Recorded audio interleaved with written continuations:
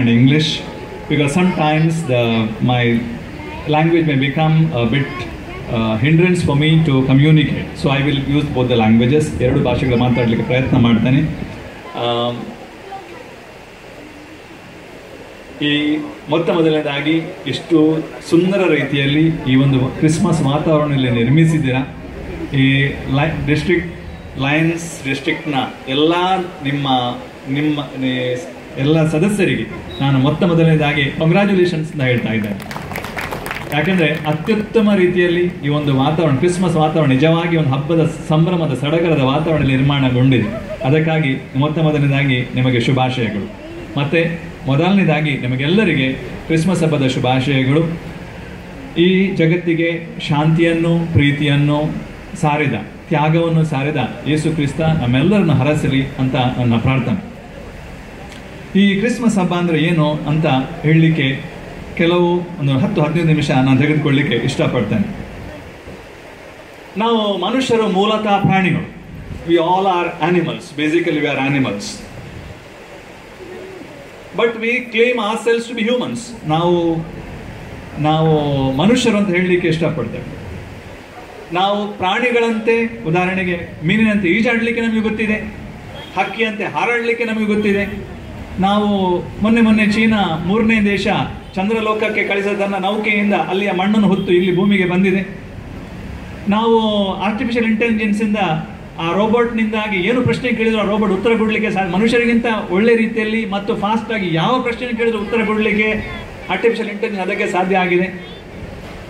ನಮ್ಮ ಸಬ್ಮೆರಿನ್ಗಳು ಸಾಗರದ ತಳಕ್ಕೆ ಹೋಗಿ ಅಲ್ಲಿ ತಳದಲ್ಲಿ ಕೂಡ ಈಜು ಬರಲಿಕ್ಕೆ ಮೀನಿನಂತೆ ಅದಕ್ಕೆ ಸಾಧ್ಯ ಆಗಿದೆ. ಇಷ್ಟೆಲ್ಲ ಮನುಷ್ಯ ಸಾಧಿಸಿದ್ದಾನೆ. ಅವನಿಗೆ ಮೀನಿನಂತೆ ಈಜಾಡಲಿಕ್ಕೆ ಆಗುತ್ತೆ, ಹಕ್ಕಿಯಂತೆ ಹಾರಾಡಲಿಕ್ಕೆ ಆಗುತ್ತೆ, ಏನು ಮಾಡಲಿಕ್ಕೆ ಅವನು ಸಾಧ್ಯ ಆಗಿದೆ.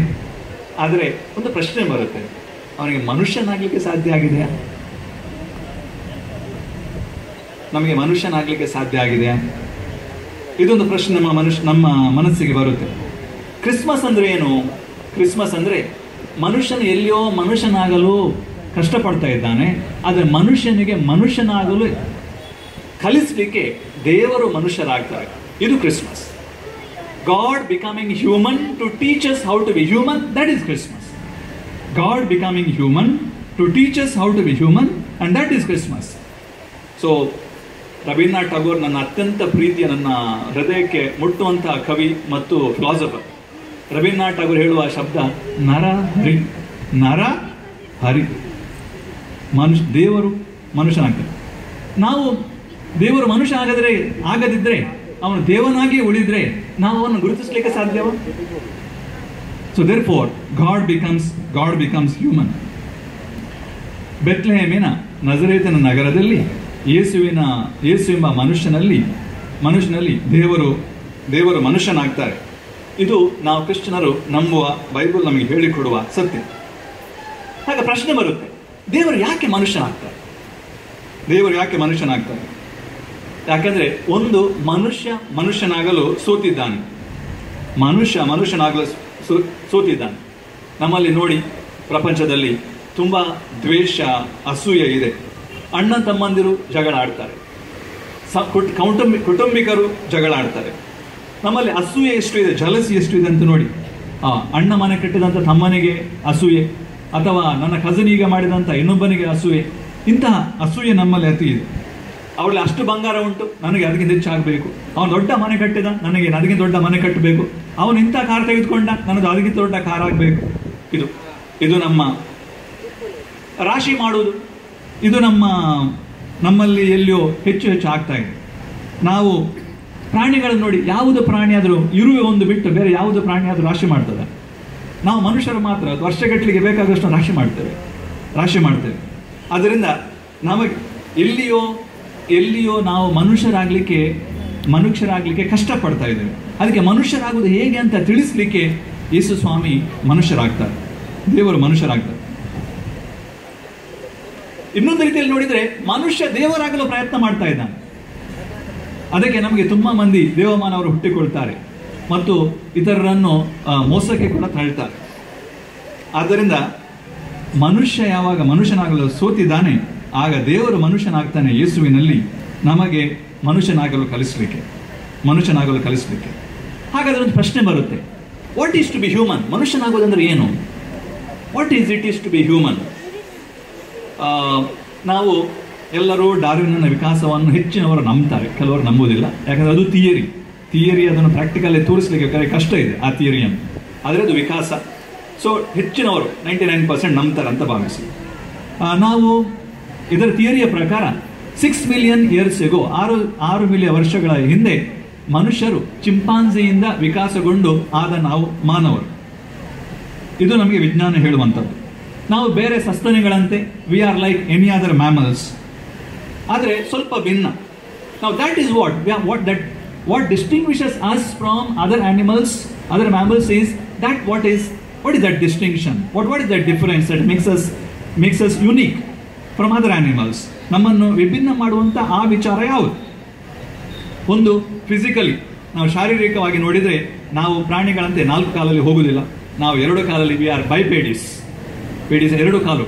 ನಾವು ಸ್ಟ್ರೀಟ್ ನಿಲ್ತೇವೆ, ನಮ್ಮದು ಭುಜಗಳು ಸ್ಟ್ರೀಟ್ ಇರುತ್ತವೆ. ಆದ್ದರಿಂದ ಶಾರೀರಿಕವಾಗಿ ಫಿಸಿಕಲಿ ನಾವು ಕೈಗಳನ್ನು ಉಪಯೋಗಿಸ್ತೇವೆ. ಉಳಿದ ಪ್ರಾಣಿಗಳು ತನ್ನ ಮುಂದಿನ ಕಾಲುಗಳನ್ನು ಉಪಯೋಗಿಸ್ತೇವೆ. ಆದರೆ ನಾವು ಸ್ಟ್ರೇಟ್ ಆಗಿರುವುದರಿಂದ ನಾವು ಕೈಗಳನ್ನು ಉಪಯೋಗಿಸ್ತೇವೆ. ಬಯೋಲಾಜಿಕಲಿ ನೋಡಿದರೆ ನಾವು ಇತರ ಪ್ರಾಣಿಗಳಿಗೆ ಕಂಪೇರ್ ಮಾಡಿದರೆ ಮನುಷ್ಯನಷ್ಟು ಹೆಲ್ಪ್ಲೆಸ್ ಪ್ರಾಣಿ ಬೇರೆ ಯಾವುದೂ ಇಲ್ಲ. ಚಿಂಪಾಂಜಿಯಿಂದ ನಾವು ವಿಕಾಸಗೊಂಡದ್ದು. ಆದರೆ ಚಿಂಪಾಂಜಿ ಅದರ ಮಗು 1 ವರ್ಷದಲ್ಲಿ ಇಂಡಿಪೆಂಡೆಂಟ್ ಆಗುತ್ತೆ. ಆದರೆ ಮನುಷ್ಯನ ಮಗು 1 ವರ್ಷದಲ್ಲಿ ಇಂಡಿಪೆಂಡೆಂಟ್ ಆಗುವುದಿಲ್ಲ. Biological we are dependent on others. ನಮ್ಮ ಮೆದುಳು ಬಯೋಲಾಜಿಕಲ್ ನೋಡಿದ್ರೆ ಇತರ ಪ್ರಾಣಿಗಳಿಗಿಂತ ದೊಡ್ಡದಿದೆ. ನಮ್ಮ ಮೆದುಳು ನಮ್ಮ ದೊಡ್ಡದಿದೆ. ನಮಗೆ ಧ್ವನಿಪೆಟ್ಟಿಗೆನ ನಾವು ಶಬ್ದಗಳನ್ನು ಮಾಡಿ ನಾವು ಭಾಷೆ ನಮಗೆ we are able to communicate. We have languages. In the world there are more than 7,000 languages. 7,000 ಭಾಷೆಗಳಿವೆ. ನಾವು ಇಷ್ಟವರೆಗೆ ಎತ್ನಾಲಜಿ ಪ್ರಕಾರ ನಾವು ಫೈಂಡ್ ಔಟ್ ಮಾಡಿದ ಅಷ್ಟು ಭಾಷೆಗಳಿವೆ. ನಮ್ಮ ದೇಶದಲ್ಲಿ 1,600 ಭಾಷೆಗಳಿವೆ. ಎಂತಹ ವೈವಿಧ್ಯ ಭರಿತ ಭಾರತ ಅಂತ ನೋಡಿ, ಎಂಥ ರಿಚ್ ಭಾರತ ಅಂತ ಜಸ್ಟ್ ಒಂದು ಆಲೋಚನೆ ಮಾಡಿ. ಸೊ ಆದ್ದರಿಂದ biologically we are different. Emotionally ನಮ್ಮೆಲ್ಲರಲ್ಲಿ ನಮ್ಮಲ್ಲಿ ಎಂತಹ ಎಲ್ಲ ಭಾವನೆಗಳಿವೆ ಹೇಳ್ತಾರೆ. ಸಾಧಾರಣ ಒಂದು 120 ಥರದ ಭಾವನೆಗಳಿದೆ ಅಂತ. 1-2 ಥರದ ಭಾವನೆಗಳು emotion. But more than nearly 120 types of emotions. 20 types of emotion. We get angry, we are jealous, we can show love, we can hate. So there are various types of emotions. Then but ನಾವು ಪ್ರಶ್ನೆ ಕೇಳಿದರೆ ಎಷ್ಟು ಮಂದಿಗೆ emotions manage ಮಾಡಲಿಕ್ಕೆ ಆಗ್ತದೆ ಅಂತ ಹೇಳಿದರೆ, emotions manage ಮಾಡಲಿಕ್ಕೆ ನಮ್ಗೆ ಗೊತ್ತಿಲ್ಲ. ನಮ್ಮ ಕೋಪವನ್ನು ಹೇಗೆ ಮ್ಯಾನೇಜ್ ಮಾಡೋದಂತೇಳಿ ನಮ್ಗೆ ಗೊತ್ತಿಲ್ಲ. ನಮ್ಗೆ ಗೊತ್ತಿದೆ, ನಾವು ಕಷ್ಟಪಡ್ತೇವೆ. So we do not know. Intellectually we are blessed. ಬೇರೆ ಪ್ರಾಣಿಗಳಿಗೆ ನೋಡಿದರೆ ಇಂಟೆಲೆಕ್ಚುಯಲಿ ವಿ ಆರ್ ಡಿಫರೆಂಟ್. ನಮಗೆ ಮೆಮರಿ ಇದೆ, ಸ್ಮರಣಾ ಶಕ್ತಿ ಇದೆ, ನಮಗೆ ಇಮ್ಯಾಜಿನೇಷನ್ ಇದೆ, ಕಲ್ಪನಾ ಶಕ್ತಿ ಇದೆ, ನಮ್ಮಲ್ಲಿ ಕ್ರಿಯೇಟಿವಿಟಿ ಇದೆ. ಆ ಕ್ರಿಸ್ಮಸ್ ಟ್ರೀ ನೋಡಿ, ಯಾರು ಆ ಕ್ರಿಸ್ಮಸ್ ಟ್ರೀ ಮಾಡಿ ಅವರಿಗೆ ಒಂದು ಜೋಳ ಕೈಚಪ್ಪಾಳೆ ಕೊಡಿ.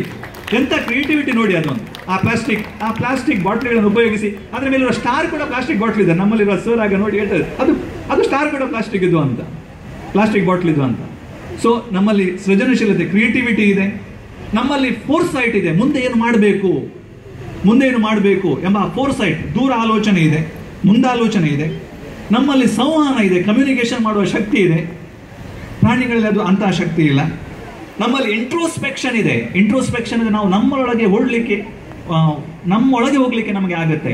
ದಟ್ ಈಸ್ ಕಾಲ್ಡ್ ಅಂತರ್ದೃಷ್ಟಿ ಇದೆ ನಮ್ಮಲ್ಲಿ ರೀಸನಿಂಗ್ ಇದೆ, ವೈಚಾರಿಕತೆ ಇದೆ. ಇವೆಲ್ಲ ವಿಷಯಗಳನ್ನು ನಾವು ಒಟ್ಟಿಗೆ ಹಾಕಿದರೆ, ಈ ಒಟ್ಟಿಗೆ ಸೇರಿ ಎಲ್ಲ ವಿಷಯಗಳು ನನಗೆ ಹೇಳಿದ ಎಲ್ಲ ವಿಷಯಗಳು ಒಟ್ಟಿಗೆ ಸೇರಿ ನಮ್ಮನ್ನು ಕಾನ್ಷಿಯಸ್ ಮಾಡುತ್ತೆ. All these things put together are able to make us conscious beings. ನಮ್ಮನ್ನು ಪ್ರಜ್ಞಾಪೂರ್ವಕ ಅಥವಾ ಪ್ರಜ್ಞಾವಂತ ವ್ಯಕ್ತಿಗಳನ್ನಾಗಿ ಮಾಡುತ್ತೆ. ಹಾಗಾದರೆ ಪ್ರಜ್ಞಾವಂತ ವ್ಯಕ್ತಿ ಅಂದರೆ ಯಾರು? ಯಾವ ವ್ಯಕ್ತಿ? A person who is able to relate to himself, a person who is able to relate well with others, a person who is able to relate well with God, that person is a conscious person. Conscious person. ಎಲ್ಲ ವಿಷಯಗಳು ನಮ್ಮನ್ನು ನಮ್ಮೊಟ್ಟಿಗೆ ಸಂಬಂಧ ಬೆಳೆಸಲು, ಇತರರೊಡನೆ ಒಳ್ಳೆಯ ಸಂಬಂಧ ಬೆಳೆಸಲು, ದೇವರೊಡನೆ ಒಳ್ಳೆಯ ಸಂಬಂಧ ಬೆಳೆಸಲು, ಈ ಎಲ್ಲ ನಮ್ಮಲ್ಲಿರುವ ಪ್ರಾಣಿಗಳಿಂದ ಬೇರೆ ಮನುಷ್ಯನು ಅಂತ ಹೇಳುವಂಥ ಏನು ವಿಷಯಗಳು ಉಂಟಲ್ಲ, ಅದು ನಮಗೆ ಸಹಕಾರ ಮಾಡುತ್ತೆ. And that is what makes us human. ಈಗ ಯೇಸು ಸಂಪೂರ್ಣ ಮನುಷ್ಯನಾದ ಒಬ್ಬ ಯೇಸುವಿನಲ್ಲಿ ಎಲ್ಲ ವಿಷಯಗಳನ್ನು, ಒಬ್ಬ ಸಂಪೂರ್ಣ ಮನುಷ್ಯನಲ್ಲಿ ಕಾಣುವಂಥ ಎಲ್ಲ ವಿಷಯಗಳನ್ನು ನಾವು ಯೇಸುವಲ್ಲಿ ಕಾಣ್ತೇವೆ. ಯೇಸು ನಮಗೆ ಒಂದು ಎಕ್ಸಾಂಪಲ್ ಆಗ್ತಾರೆ, ಒಂದು ಉದಾಹರಣೆ ಆಗ್ತಾರೆ, ಹೇಗೆ ನಾವು ಮನುಷ್ಯನಾಗುವುದು. ತನ್ನೊಡನೆ ಒಳ್ಳೆಯ ಸಂಬಂಧ, ಇತರರೊಡನೆ ಒಳ್ಳೆಯ ಸಂಬಂಧ, ದೇವರೊಡನೆ ಒಳ್ಳೆಯ ಸಂಬಂಧ ಇರಿಸಿಕೊಂಡ ಒಬ್ಬ ವ್ಯಕ್ತಿಗೆ ಒಂದು ಅತ್ಯುತ್ತಮ ಉದಾಹರಣೆ, ಕಾನ್ಷಿಯಸ್ ಆಗಿ ಇದನ್ನು ಮಾಡಿಕೊಂಡ ಒಬ್ಬ ವ್ಯಕ್ತಿಗೆ ಒಳ್ಳೆಯ ಉದಾಹರಣೆ ಯೇಸು. ಮತ್ತು ಅದು ಅವರಿಂದ ನಾವು ಕಲಿಯುವಂಥದ್ದು, ಅದು ಕ್ರಿಸ್ಮಸ್. ಈಗ ಯೇಸುವಿಗೆ ಸ್ವ ಅರಿವು ಇತ್ತೆ. Whether Jesus was self conscious, whether he knew who he was, absolutely he knew who he was. Therefore ಬೈಬಲ್ನ ಕೆಲವು ವಾಕ್ಯಗಳನ್ನು ನಾನು ನಿಮಗೆ ಹೇಳ್ತೇನೆ. ಅವರು ಹೇಳ್ತಾರೆ, I am the way, the truth and the life, ನಾನೇ ಮಾರ್ಗ, ಸತ್ಯ, ಜೀವ. ಇದು ಅದರಿಂದ I am he knew who he was. He says, I am the light of the world. ನನ್ಗೆ ಗೊತ್ತೇ, ನಾನು ಈ ಪ್ರಪಂಚಕ್ಕೆ ಬೆಳಕು ಅಂತ ಹೇಳ್ತಾರೆ. I am the resurrection and the life, ನಾನೇ ಪುನರುತ್ಥಾನ, ನಾನೇ ಜೀವ. I am the vine and you are the branches, ನಾನು ದ್ರಾಕ್ಷಾ ಬಳ್ಳಿ, ನೀವು ಅದರ ಗಿಲ್ಲುಗಳು ಅಂತ ಹೇಳ್ತಾರೆ. Me and my father are one, I am united to my father, ನಾನು ಮತ್ತು ದೇವರು, ನನ್ನ ತಂದೆ, ನಾವು ಒಬ್ಬರೇ, ನಾನು ಅವರೊಟ್ಟಿಗೆ ಯುನೈಟ್ ಆಗಿದ್ದೇನೆ, ಹೀಗಂತ ಯೇಸು ಹೇಳ್ತಾರೆ. ಸೊ ನಾನು ಏನು ಹೇಳಲಿಕ್ಕೆ ಇಷ್ಟಪಡ್ತೇನೆ ಅಂದರೆ, Jesus knew who he was. So he had a total self-knowledge about himself. If I ask you a question, if I put a question to myself, ನಾನು ಯಾರಂತ ಇಷ್ಟು ಮಂದಿಗೆ ನಮ್ಗೆ ಗೊತ್ತೇ, ನಾನು ಯಾರಂತ ಇಷ್ಟು ಮಂದಿಗೆ ಗೊತ್ತೇ, ತಾವು ಯಾರಂತ ಒಂದು ಪ್ರಶ್ನೆ ಕೇಳಿದೆ. If I ask you a question, who are you? Let me narrate you an anecdote. Arthur Schopenhauer ಎಂಬ ಒಬ್ಬ ತತ್ವಜ್ಞಾನಿ ಬ್ಯುಸಿ ಒಂದು ಮಾರ್ಗದಲ್ಲಿ ಜನರು ತುಂಬ ಹೋಗ್ತಾ ಇದ್ರು. ಅಲ್ಲಿ ಅವನು ತುಂಬ ತತ್ವಜ್ಞಾನಿ ದಾರ್ಶನಿಕರು ಏನು ಚಿಂತನೆ ಮಾಡಿ ಹೋಗ್ತಾ ಇದ್ರು. ಹೀಗೆ ಕೆಳಗೆ ನೋಡಿ ಚಿಂತನೆ ಮಾಡಿ ಹೋಗ್ತಾ ಇರುವಾಗ ಯಾರಿಗೊಬ್ಬರಿಗೆ ಡ್ಯಾಶ್ ಹೊಡೆದ್ರು. ಆ ವ್ಯಕ್ತಿಗೆ ತುಂಬ ನೋವಾಯಿತು. ಅವನು ಕೇಳಿದ ಕೋಪದಿಂದ, ಹೂ ಆರ್ ಯು ಅಂತ ಕೇಳಿದ. ಇವರು ಚಿಂತನೆ ಮಾಡಲಿಕ್ಕೆ ಶುರು ಮಾಡಿದ್ರು. ಹೂ ಎಮ್ ಐ, ನಾನು ಯಾರು, who am I? So to becoming human means knowing self. Knowing our positives and our negatives. May I ask you a question? Unless you know yourself, how can you know others? Unless we know ourselves, how can we know others? So that is knowing oneself. First point. Second point, Jesus was able to relate with others. Immanuel sir ಆಗ ಹೇಳಿದ್ರು, inaugurate ಮಾಡಿದ್ರು sir, ಹೇಳಿದ್ರು Immanuel ಅಂದರೆ God with us. So Jesus was man with others. Hannah Arendt, ARENDT, Arendt, ಅವರೊಬ್ಬ ದೊಡ್ಡ thinker. ಅವರು ಮನುಷ್ಯರಾಗ್ಲಿಕ್ಕೆ ಒಬ್ಬ philosopher, ಅದನ್ನು ಮನುಷ್ಯರಾಗ್ಲಿಕ್ಕೆ ಏನು ವಿಷಯಗಳು ಬೇಕಂತ ಹೇಳ್ತಾರೆ. ಅದರಲ್ಲಿ 2 ವಿಷಯಗಳು ಅವರು ಹೇಳುವಂಥದ್ದು. ಒಂದು ಫಾರ್ಗಿವ್ನೆಸ್, ಕ್ಷಮೆ. ಎರಡನೇದು our power to keep promises. 2 things. Our power of forgiveness and our power to keep promises. ಮನುಷ್ಯರು ನಿಜವಾಗಿ ನಮಗೆ ಯಾರಾದರೂ ಹರ್ಟ್ ಮಾಡಿದಾಗ, ನಮಗೆ ನೋಯಿಸಿದಾಗ, ನಮ್ಮ ಇನ್ಸ್ಟಿಂಕ್ಟ್ ಏನು ಹೇಳುತ್ತೆ, ಅವನಿಗೆ ಬುದ್ಧಿ ಕಲಿಸಬೇಕಂತ ಹೇಳುತ್ತೆ. ಆದರೆ ಯಾವ ಕ್ಷಮೆ ತೋರಿಸ್ಬೇಕಂತ ಹೇಳಬೇಕಾದ್ರೆ ನಾವು ಕಾನ್ಷಿಯಸ್ ಆಗಬೇಕು. We have to become conscious. We have to make a conscious decision to forgive. And Jesus did that. Yesu ಅದನ್ನು ಮಾಡ್ತಾರೆ. ತನ್ನ ಮುಂದೆ ಒಬ್ಬ ಹೆಂಗಸು, ಅವರು ಅಡಲ್ಟ್ರಿ, ವೇಶ್ಯ ಅಂತ ಹೇಳಿ ವ್ಯಭಿಚಾರ ಮಾಡಿದಂತ ಹೇಳ್ತಾ ಇರೋದಾಗ ಎಲ್ಲರೂ ಅವರ ಕಲ್ಲು ಹೊಡೆದು ಸಾಯಿಸಬೇಕಂತ ಭಾವಿಸಿದಾಗ ಅವ್ರು ಹೇಳ್ತಾರೆ, ನಿಮ್ಮಲ್ಲಿ ಪಾಪ ಮಾಡಿದವರು ಮೊದಲು ಕಲ್ಲು ಹೊಡಿ. ಎಲ್ಲರೂ ಒಬ್ಬೊಬ್ಬರೇ ಅಲ್ಲಿಂದ ಓಡಿ ಹೋಗ್ತಾರೆ. ಸೊ ಆದ್ದರಿಂದ ಒಂದು ಸಲ ಅಲ್ಲ, ಅವರ ಶಿಷ್ಯ ಪೇತ್ರ ಬಂದು ಅವನಲ್ಲಿ ಕೇಳ್ತಾನೆ, ನಾನು ಎಷ್ಟು ಸಲ ಕ್ಷಮಿಸಬೇಕು? 7 ಸಲವಾ? 7 ಸಲ ಅಲ್ಲ, ನಾಟ್ 7 times, 7 times 7 ಅಂದರೆ ಲೆಕ್ಕ ಇಲ್ಲದಷ್ಟು ಸಮಯ ನೀವು ಕ್ಷಮಿಸು ಅಂತ ಹೇಳ್ತಾರೆ. ಕ್ಷಮಿಸುವುದಂದ್ರೆ you have to make a conscious decision. You have to conscious decision. ಎರಡನೇದು ಮನುಷ್ಯನಾಗುವುದಂದ್ರೆ ನಾವು we have to keep the promises. We can, human beings only can make promises and keep promises. We can make promises and keep promises. ಯೇಸು ತನ್ನ ಶಿಷ್ಯರಿಗೆ ಹೇಳ್ತಾನೆ, ನಾನು ಒಬ್ಬ ಸ್ನೇಹಿತರಿಗೋಸ್ಕರ ಪ್ರಾಣವನ್ನು ಕೊಡುವುದಕ್ಕಿಂತ ದೊಡ್ಡ ಪ್ರೀತಿ ಬೇರೆ ಇಲ್ಲ, ಬೇರೆ ಸ್ನೇಹ ಬೇರೆ ಇಲ್ಲ ಅಂತ ಅದನ್ನು ಹೇಳ್ತಾರೆ ಮಾತ್ರ. ಈ ಒಂದು ಸೆಂಟೆನ್ಸ್ ಹೇಳ್ತಾರೆ ಮಾತ್ರವಲ್ಲ, ಅವರು ಶಿಲುಬೆಯಲ್ಲಿ ತನ್ನ ಜೀವವನ್ನು ಕೊಡ್ತಾರೆ. So he is able to make a promise and keep a promise. So what is to be human? To make a promise and to keep a promise. What is to be human? To be human is to show compassion. Cum ಪ್ಯಾತ್ರೆ, Latin ಶಬ್ದಗಳು. Cum means to feel with. Cum means with. Patere means pathos, pathology, we have no pathos, to feel with others. So, ನಾವು ಬೇರೆಯವರಿಗೆ ಸಹಾನುಭೂತಿ, ಬೇರೆಯವರಿಗೆ ನಾವು feel ಮಾಡಲಿಕ್ಕೆ ನಮಗೆ ಆಗುತ್ತಾ? ಅವರಲ್ಲಿ 10 ಮಂದಿ, ಯೇಸುವಿನ 10 ಮಂದಿ ಕುಷ್ಠರು ಬಂದು ಕೇಳ್ತಾರೆ, ನಮ್ಮನ್ನು ಗುಣಪಡಿಸು. ಯೇಸುವಿನ ಕಾಲದಲ್ಲಿ ಕುಷ್ಠರೋಗ ಅಂದರೆ ಎಲ್ಲರೂ ಓಡ್ತಾ ಇದ್ರು. ಅವರಿಗೆ ಸಮಾಜದಲ್ಲಿ ಅವರಿಗೆ ಸ್ಥಾನ ಇರಲಿಲ್ಲ. ಸಮಾಜದಿಂದ ಹೊರಗೆ ಎಲ್ಲಿಯೋ ಬೇರೆ ಕಡೆ ಅವರು ಟೆಂಟಲ್ಲಿ ನಿಲ್ಲಬೇಕಿತ್ತು. ಅಂತಹ ಒಂದು ಜಾಗದಲ್ಲಿ ಇದ್ದವರು ಯೇಸು ತನ್ನಲ್ಲಿ ಬಂದಾಗ ಅವರನ್ನು ಮುಟ್ಟಿ ಹೇಳ್ತಾರೆ, ನಾನು ಇಚ್ಛೆ ಪಡ್ತೇನೆ, ಗುಣವಾಗಿ ಹೋಗುವ ಅಂತ. So he was able to show compassion. My dear friends, touch heals, but the proper touch. Let me give an example. ಲೀ ಶಪೀರೋ ಎಂಬ ರಿಟೈರ್ಡ್ ಜಡ್ಜ್, ಇದು ನಿಮಗೆ ಎಕ್ಸಾಂಪಲ್ ಇಂಟರ್ನೆಟ್ಟಲ್ಲಿ ಸಿಗುತ್ತೆ, ನೀವು ಲೀ ಶಪೀರೋ ಅಂತ ಹಾಕಿ, ಲೀ ಶಪೀರೋ ರಿಟೈರ್ಡ್ ಜಡ್ಜ್. ಅವನಿಗೆ ಅರ್ಥ ಆಗುತ್ತೆ, ಒಂದು ಸಮಯದಲ್ಲಿ ರಿಟೈರ್ಡ್ ಆದಂತ ಅವನಿಗೆ ಗೊತ್ತಾಗುತ್ತೆ, ನಾನು ಎಲ್ಲ ರೋಗಗಳಿಗೆ ಮದ್ದು ಪ್ರೀತಿ. ಆ ಪ್ರೀತಿಯನ್ನು ಹೇಗೆ ತೋರಿಸೋದು? ಎಲ್ಲರಿಗೂ ಒಂದು ಹಗ್ ಕೊಡೋದು, ಒಂದು ಆಲಿಂಗನ ಕೊಡೋದು. ಮತ್ತು ಅವರಿಗೆ ಅವನೇನು ಮಾಡ್ತಾನೆ, ಒಂದು ಬಲೂನ್ ಕೊಡ್ತಾನೆ, ಒಂದು ಆಲಿಂಗನ ಕೊಡೋದು, ಭಾಷಣ ಬಿಗಿಯುವುದು ಇದು ಅವನ ಕೆಲಸ. ಒಂದ್ಸಲ ಒಬ್ಬ ಟಿವಿ ರಿಪೋರ್ಟರ್ ಕ್ಯಾಮರಾ ಹಿಡಿದೇ ಬರ್ತಾನೆ, ವಿಡಿಯೋ ಕ್ಯಾಮರಾ ಹಿಡಿದು ಬರ್ತಾನೆ, ನಿನಗೆ ಭಾಷಣ ಮಾಡಲಿಕ್ಕೆ ಭಾರಿ ಸುಲಭ, ನಾನು ಯಾರಿಗೆ ಹೇಳ್ತೇನೆ ನೋಡಿ ಅವರಿಗೆ ಹೋಗಿ ನೀನು ಹಕ್ಕು ಕೊಡಬೇಕು ಅಂತ ಹೇಳ್ತಾನೆ. ಆಯ್ತು, ಹೋಗ್ತಾನೆ. ಈ ಟಿವಿ ರಿಪೋರ್ಟರ್ ಅವನನ್ನು ಎಲ್ಲಿ ಒಂದು ತುಂಬ ಟ್ರಾಫಿಕ್ ಜಾಮ್ ಇದೆ, ಮಧ್ಯಾಹ್ನದ ಉರಿ ಬಿಸಿಲು, ಟ್ರಾಫಿಕ್ ಜಾಮ್ ಆಗಿದೆ, ಉದಾಹರಣೆ ನಂತೂರಂತ ಜಾಗದಲ್ಲಿ ಒಂದು ಆಲೋಚನೆ ಮಾಡಿಕೊಳ್ಳಿ. ಅಲ್ಲಿ ಒಬ್ಬ ದೊಡ್ಡ ದಡೂತಿ ಪೊಲೀಸ್ ಆಫೀಸರ್ ನಿಂತಿದ್ದಾಳೆ. ಅವನು ಹೇಳ್ತಾನೆ, ಹೋಗು, ನಿನ್ನ ಬಾರಿ ಮಾತಾಡ್ತಿಲ್ಲ, ಅವಳಿಗೆ ಹೋಗಿ ಒಂದು ಹಕ್ಕು ಕೊಡು ಅಂತ ಹೇಳ್ತಾನೆ. ಆಯ್ತು, ಹೋಗ್ತಾನೆ, ಹೇಳ್ತಾನೆ, ma'am, you seem to be tired. I am Lee Shapiro hugging judge. May I give a hug? Of course ಅಂತ ಹೇಳ್ತಾಳೆ, ಅವಳೊಂದು ಹಗ್ ಕೊಡ್ತಾಳೆ. ಈ ಟಿವಿ ಕ್ಯಾಮರಾಮ್ಯಾನ್ ಹೋಗ್ತಾನೆ. ಆದರೆ ಕತೆ ಅಲ್ಲಿಗೆ ಮುಗಿಲಿಲ್ಲ. ಮರುದಿವಸ ಬೆಳಿಗ್ಗೆ ಶಪೀರನ ಫ್ರೆಂಡ್ ಬರ್ತಾಳೆ, ಹೇಳ್ತಾಳೆ, ನ್ಯಾನ್ಸಿ ಅಂತ, ನೋಡಿ ನನಗೆ ಇವತ್ತು ಆ ಆಸ್ಪತ್ರೆಗೆ ಭೇಟಿ ಕೊಡ್ಲಿಕ್ಕೆ ಹೋಗ್ಲಿಕ್ಕಿದೆ, ಅಲ್ಲಿ ಹೋಗುವ ಅಂತ. ಅಲ್ಲಿ ಹೋಗ್ತಾರೆ. ಡಾಕ್ಟರ್, ನರ್ಸಸ್ ಎಲ್ಲರನ್ನು ಈ ಶಪೀರನನ್ನು ಎಸ್ಕಾರ್ಟ್ ಮಾಡ್ತಾರೆ. ಎಲ್ಲ ವಾರ್ಡ್ಗಳಿಗೆ ಹೋಗ್ತಾನೆ. ಎಲ್ಲರಿಗೂ ಒಂದು ಹಾರ್ಟ್ ಶೇಪಿನ ಬಲೂನ್ ಕೊಡ್ತಾನೆ, ಎಲ್ಲರಿಗೂ ಒಂದು ಹಗ್ ಕೊಡ್ತಾನೆ. I am Lee Shapiro hugging judge ಅಂತ ಹೇಳ್ತಾನೆ. ಆದರೆ ಆ ಕೊನೆಗೆ ಒಂದು ಸ್ಕಿನ್ ವಾರ್ಡ್, ಡರ್ಮಟಾಲಜಿ, ಅಲ್ಲಿ ಹೋದಾಗ ಅಲ್ಲಿ ಬೇರೆ ಬೇರೆ ರೋಗದಿಂದ ಬಳಲುವ ಮತ್ತೆ ಕಜ್ಜಿಯಿಂದ ನರಳುತ್ತಿರುವ ಇಂಥ ಎಲ್ಲ ವ್ಯಕ್ತಿ ಇದ್ದಾರೆ. ಎಲ್ಲರಿಗೆ ಹಕ್ಕು ಕೊಡ್ತಾನೆ. ಆದರೆ ಒಬ್ಬನಿಗೆ ಬಂದಾಗ ಇವನಿಗೆ ಎಷ್ಟು ಅಸಹ್ಯ ಆಗ್ತದೆ ಅಂದರೆ, ಅವನು ಜೊಲ್ಲು ಸುರಿತಾ ಇದೆ, ಇಲ್ಲಿ ಅವನ ಗಂಟಲಿಗೆ ಒಂದು ಬಿಗ್ ಕಟ್ಟಲಾಗಿದೆ, ಅವನಿಗೆ ಅಷ್ಟು ಅಸಹ್ಯ. ಅವನು ಅಲ್ಲಿ ಒಮ್ಮೆಲೆ ಕಲ್ಲಾಗ್ತಾನೆ, ಮರಗಟ್ಟು ಅಂತ ಹೇಳ್ತಾನೆ, ಹಾಗೆ ಮರಗಟ್ತಾನೆ. ಅವನಿಗೆ ಹಕ್ಕು ಕೊಡ್ಲಿಕ್ಕೆ ಬೇಡ, ಅಷ್ಟು ಅಸಹ್ಯ ಅನಿಸ್ತದೆ ಅವನಿಗೆ.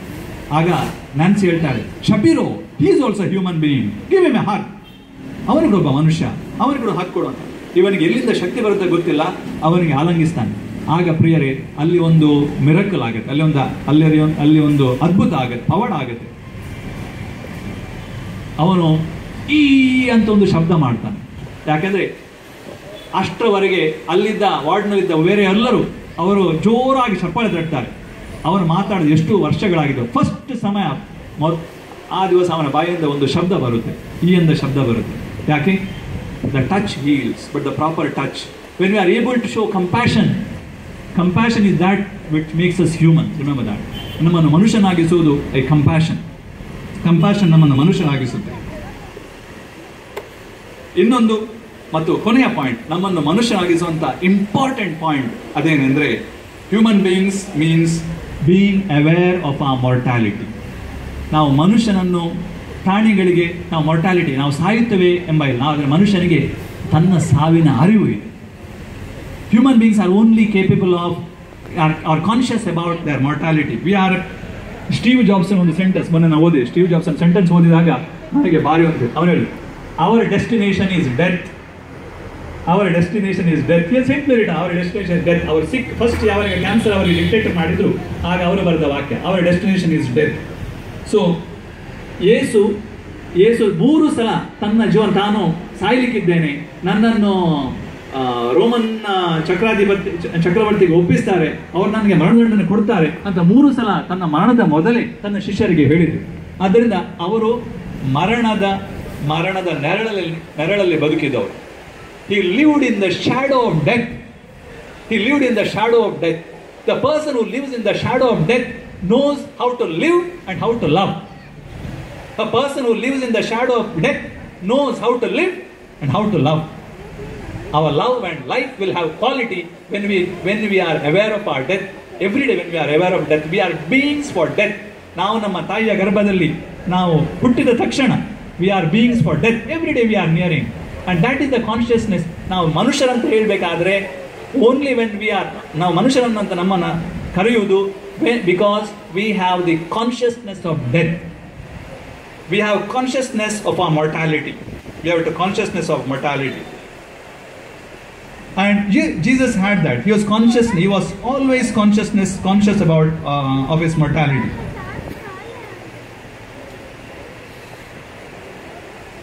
And the last one and the most important one, ನಾವು ಮನುಷ್ಯರಾಗುವುದಂದ್ರೆ ನಾವು ಇರುವುದು ಈ ಭೂಮಿಯಲ್ಲಿ ನಾವು ಪ್ರೀತಿಸ್ಲಿಕ್ಕೆ. ಪ್ರೀತಿ ಅಂದರೆ ಏನು? ನಾವು ತುಂಬ ಮಂದಿ ನನ್ನಲ್ಲಿ ಬಂದಾಗ ನಾನು ಒಂದು ಶಬ್ದ ಕೇಳಿದೆ, ವಾಟ್ ಈಸ್ ಲವ್? ಒಂದೇ ಒಂದು ಶಬ್ದ ಕೊಡಿ ಅಂತ ಹೇಳಿದ್ರೆ, ಲವ್ ಈಸ್ ಸ್ಯಾಕ್ರಿಫೈಸ್. ತ್ಯಾಗ ಇಲ್ಲದೆ ಪ್ರೀತಿ ಇಲ್ಲ. ಸೊ ನಾನು ನಿಮ್ಮ ಒಂದು ಪ್ರಶ್ನೆಗೆ ಮಾತ್ರ ಉತ್ತರ ಕೊಡ್ತಾ ಇದ್ದೇನೆ. ದೇವರು ಯಾಕೆ ಮನುಷ್ಯರಾಗ್ತಾರೆ? ಈ ಬೆತ್ಲೆಹೇಮಿನ ನಗರದಲ್ಲಿ ಅವರು ಈ ಯೇಸುವಿನ ರೂಪದಲ್ಲಿ ಯಾಕೆ ಹುಡ್ತಾರೆ? ಇನ್ಕಾರ್ನೇಷನ್ ನಾವು ಅಂತ ಹೇಳ್ತೇವೆ. ನಾವು ಇನ್ಕಾರೋಸ್, ಲ್ಯಾಟಿನ್ ಭಾಷೆಯಲ್ಲಿ ಇನ್ಕಾರೋಸ್ ಅಂದರೆ God taking the form of flesh, becoming human being. Why does God become human? Because to teach us how to be human. To becoming human. How to become human? By forgiving, by loving, by showing compassion, by being conscious that we are beings for death. And that is what Christmas teaches us. So as we are celebrating this Christmas, let us not try to become divine. Let us become human. In the amount we become human, we become divine. In the amount we become human, we become divine. So Christmas is to become really human, and becoming human is very, very difficult and very, very painful.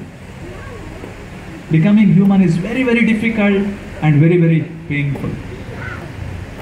And that is what Jesus came to teach us, to become human.